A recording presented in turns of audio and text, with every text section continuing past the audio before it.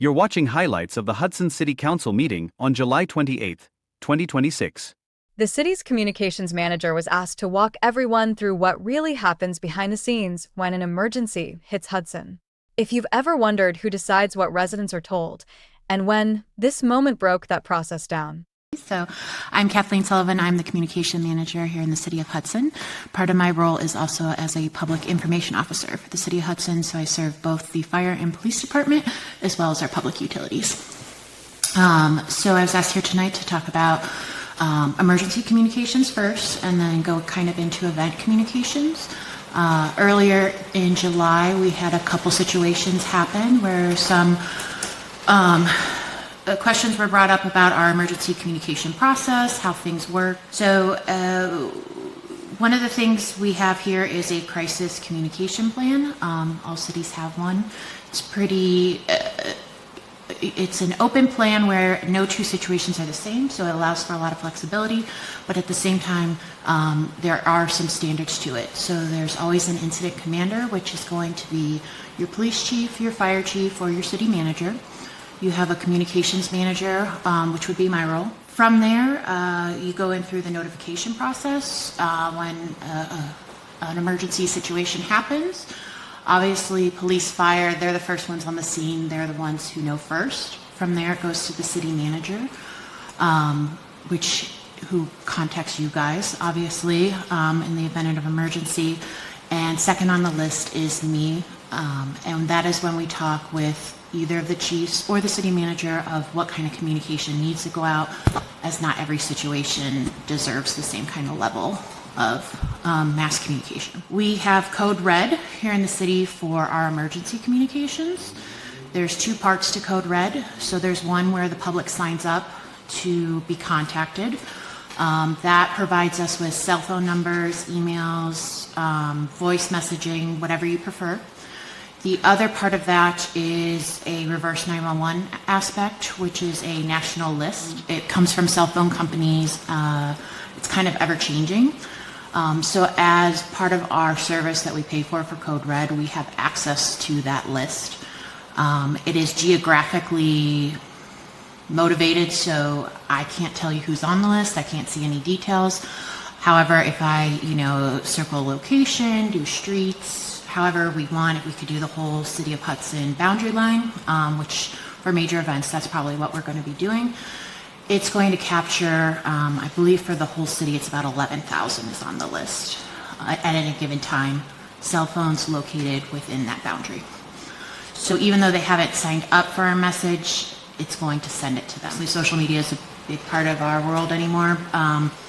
Everyone is on social media, but it is a good way to get the message out quickly. We have multiple channels.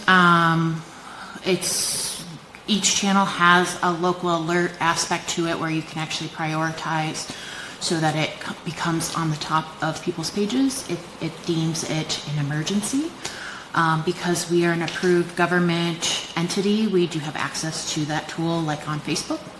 So the incident that happened earlier in July, we used that tool. So with the gas explosion, this didn't occur technically in Hudson's boundaries, but it did affect, there were houses on the north side of town, I believe windows blown out, damage that did affect.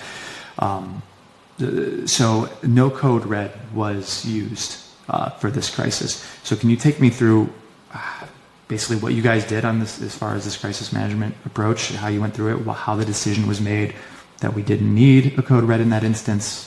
How was that determined? So for the Twinsburg explosion specifically, Twinsburg takes the lead on, obviously it's their jurisdiction, their rules around it. I believe they sent out a CodeRED or the system they used to that local area right before them when they were evacuating that neighborhood for the gas leak. It did not extend to our residents. It wasn't our event, and so we were not in charge of it. We weren't the incident commander. We were called mutual aid to go there, and even though it did touch a couple of our residents on the very northern edge of our town, the predominance of everybody that was infected was in Twinsburg Township, and so we don't have the authority, but the entire incident is run by the Twinsburg Incident Command. And so we were called to go there and act as an agent of the Twinsburg Fire Incident Commander. And so when I have residents asking me, I hear there's a shelter in place over there, a couple 100 yards maximum away from my house. Does that affect me as well? And I don't know what to tell them. And it doesn't sound like we really had an answer. Are we not taking advantage of the tools that we have to at least let people know that it has been an emergency in a designated area? Please leave or avoid the area, right? We don't know all the information yet, and we don't need to know all the information just to tell our residents, hey, there's a dangerous situation happening at this specific location. And I think what we're saying is we would like a better response from our fire department as far as, yes, moving forward, this is what we will change. We will say, when we're if it's a Streetsboro, Hudson border, Twinsboro, Hudson border, it's affecting our community. We need to have a better outreach to our residents because that's who we're servicing. And I think we feel like everyone was kind of in the dark. Well, I think what Kyle and Sam are suggesting is that when it is technically outside our area, but it's right next door, the residents still need to know something. So should they shelter in place? Should they run like hell? Should they whatever? So just let's add that on to the list of things that we kind of out as far as we change our processes or review our processes. And then, go ahead, Jeff. Finish. But when we're talking about an active shooter, for example, we might not even have a chance to get in touch with you or Perry, or, it's going to be the officer on the front line communicating with dispatch or somebody else. And somehow we have to have maybe some pre-written scripts or something that just say, avoid Terex and Barlow, Terex and 91 because there's an active shooter. Boom. And that anybody with a badge can initiate that. And that we don't have layers of authority that people have to go through, because that could take 5 minutes. That way, for something that is very quick like that, it could happen more quickly. That being said, we also have to be very careful of who has access to that kind of information and that kind of power to send out a text or voicemail to everyone, because if misinformation is accidentally, say, distributed, it can cause a lot of harm to a lot of people. But it is something we definitely discussed about expanding the number of roles within the CodeRED system outside of, say, 3 individuals, that it gets expanded. Well, the school system manages their own communications. And there was an incident on the school where I think they had a gas leak or something. And they went through their process and sent things out to their families and residents that they had within the school system.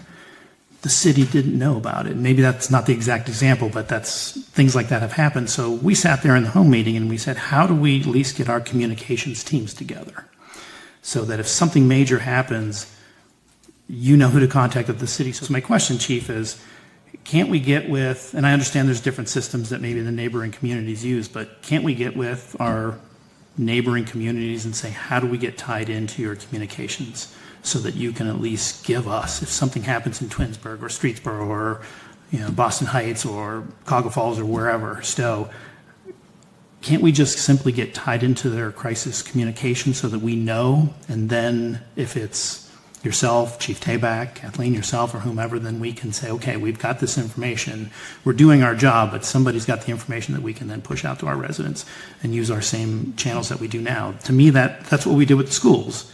So is that possible? Border incidents are extremely rare. This is the first one we've had in a very, very long time. The incident was, and there are very separate issues that occur on borders. The gas line was not something that the gas lines are not connecting and feeding the houses in Hudson. They were feeding the houses in Twinsburg and not in Hudson. And the situation was something that I and the Hudson crews were actively working on extinguishing the fire and doing the job that we were called there to do. And I think that it's the ability to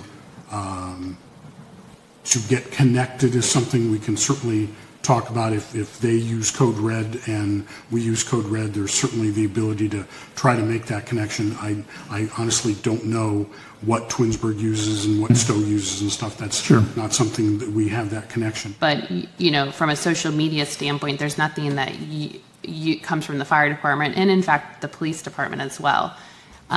So there's nothing clear of what's coming from you as a chief portraying to our residents of, hey, this is what happened, you know, we're trying to keep you safe. I was hoping you were to come immediately to the council, but I would like more,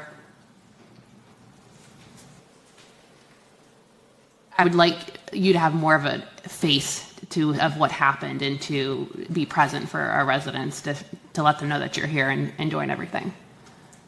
I just feel like that was lacking for our residents, and I want you to take responsibility for it, not just say a couple houses in Hudson were affected, because as we have seen over the last 5-6 years, things are constantly happening. So anything can happen at any point, and I just want you to be transparent about that. When there's an event like this, what did you do? What was your response to the public after the Twinsburg event? The incident was a Twinsburg incident, and it had an impact on Hudson residents, but it was a Twinsburg incident, and that all of the information that gets relayed about that incident happens through Twinsburg, and that is something that is I don't want to say a cardinal rule, but we don't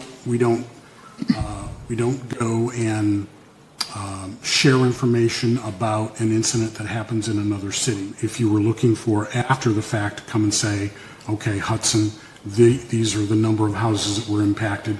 Yes, that is something that I didn't do, and if that's something that, if we have another incident that crosses the border and does that, that is something that I could do better, absolutely, if that's what you're looking for. Our sole focus then became, how do we make sure that doesn't happen? You know, we went into let's make sure that doesn't happen here, so let's stop all the drilling, and maybe that's our fault for not, you know, getting that information out. I'm trying to make sure that I understand what, for the future, that you're looking for me to do, because I'm not sure, I'm not exactly sure where I've failed, Sam, and I want to make sure that I try to do better. So I think the problem is all, you know, with Stowe, with Twinsburg, with Streetsboro, we need Boston Heights, we need to have some better system that everybody alerts the other so that citizens can be told what's going on. You know, like if you had put something out, there was this, everything's safe, there's not going to be, as far as we can tell, there's not another thing happening, you know, whatever, whatever information they give you from Twinsburg, if that was the people that were in charge, like you said, Chief, but you could get that from them and then you could relay it to the citizens. Actually, Summit County has a public information officer group. We meet once a month. So most cities have a representative there. We talk about different issues, and that's something I certainly can bring up in the next meeting we have. I actually reached out to Twinsburg's fire PIO right after the incident. I knew he was probably extremely overwhelmed with media inquiries and things of that nature, but I just wanted to make sure Hudson and Twinsburg were on the same page of directional drilling at the time. They hadn't put out a notice. I didn't want them to think we were trying to one-up them, things like that. So there was some communication, but there was not, I would say, in the moment of the actual incident happening, there was not between the communication. I've been here, 18 years now. I don't remember this ever happening before. And then we just two incidents that are like that. So I certainly we'll look at anywhere we can get better, because we want to keep everybody informed. Okay, you heard a huge explosion near your house. You want to know that it's actually safe. But what about communicating? Okay, you are aware as the residents, maybe we already sent out a message, maybe we haven't yet, but you know something's going on. You want to know, hey, am I safe? So if it is safe and we're not telling people, that it's safe. They're still worried. And so I think that's a little bit missing from this overall communication crisis management, is letting people know when a situation is either resolved or a situation is, though people are worried and there's a lot of chatter, it's actually not a danger to them, an immediate threat of life to them, their family, their houses. One of the recommendations after reviewing these incidents was making sure that we have posts when situations end. So when road notices, emergency road closures happen, putting out another communication saying, the road is fully open now. So that is on a recommendation I think would be very helpful. Right. You're not going to get a CodeRED message that says, hey, I know you're worried, but this is okay. You're going to have to turn to social media, which, like you said, the understanding of CodeRED is you are going to use it for emergencies, not to let people know, hey, there's not an emergency. And one of the risks, there are other systems out there for non-emergency notifications via text or email. There's tons of companies. The risk is that you get put on a spam list, essentially. So if you're starting to get too many messages or things you don't care about, you'll report it as spam on your phone. I'm sure we've all done it. Once you get on the list, it's very difficult to get back off of it. So when you're talking about emergency communications, if you have a sign-up list, you want to make sure it's very specific and that you're not going to get a lot of opt-outs, because that's what keeps it a good system, essentially. Implementing a post, situation, now everything is safe, or everything was always safe, that would really go a long way to helping residents feel good about the transparency about what's going on. And my last thought on the partnership, you mentioned Summit County. Unfortunately, obviously, our entire east side is not Summit County, so we can't just rely on county communication to kind of fill that role. That's all I have. Is that Were you going to talk about Notify Me? Yes. Our website does have the capability for Notify Me. It is, in my opinion, a very clunky system.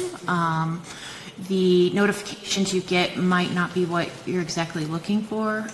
So if you sign up via the website, you would essentially get updates whenever anything changes on the website pertaining to that topic. So if an edit is made on a page about XYZ, you're going to get that update. It may not be what exactly you're wanting. You want a news story, you want road notices, you want something specific. There are other communication channels that can do that we can definitely look into, that I would say are more streamlined than Notify Me. But in the short term, we can definitely reuse that platform. We have the ability to do it right now. We just aren't utilizing it because there's not a lot of people signed up, and like I said, it's a little clunky. So maybe we do need a better platform, and not to renew the Notify Me, maybe?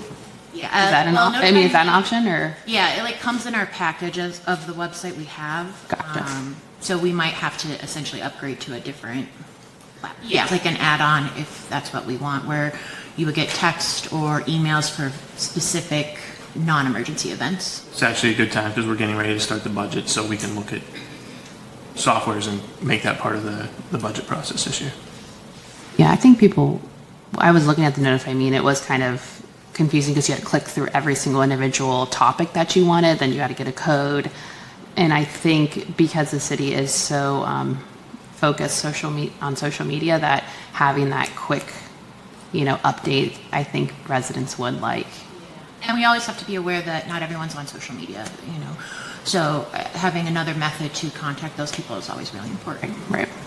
Okay. Okay, so based, was that a, okay. Based on this discussion, can you then get us back some information? It doesn't have to be a personal visit, or a visit to workshop, but, we heard about the speed of getting the CodeREDs out, the number of, you're adding more people that have the capability to do that, some pieces about post-event communication as well, kind of closing the loop, the whole working with more organizations and seeing what can we, given Chief Lawrence's comments about, one organization kind of owns the whole thing, but how do we kind of pull that information out and share that with our residents better? And you commented about relocating the fireworks display to a place that allows sort of better sheltering and kind of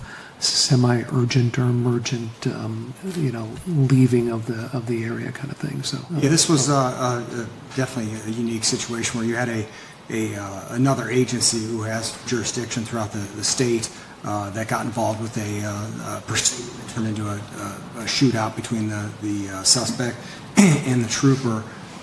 We weren't involved with any of the initial start of that, whether it was the pursuit, the shootout,